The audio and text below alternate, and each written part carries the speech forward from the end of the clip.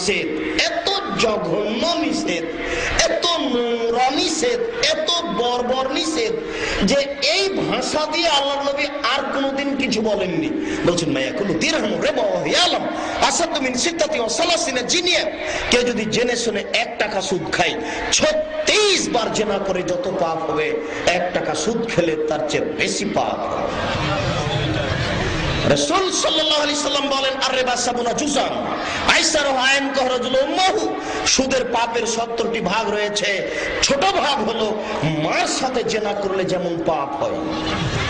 শুনুন, রাসূল সাল্লাল্লাহু আলাইহি সাল্লাম বলেন কেউ যদি সুদ খায় তাহলে তার পেটটা হবে ঘরের সমান উঁচু, বাইরে থেকে দেখা যাবে সাপগুলি পেটে কিলবিল কিলবিল কিলবিল করছে।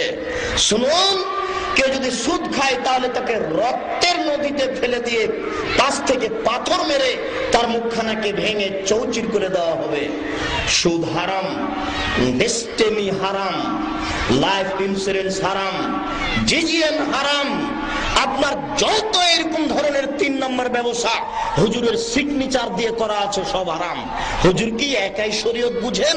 আমরাও বুঝি। শরিয়া কাউন্সিলে আমাদেরও যেতে হবে।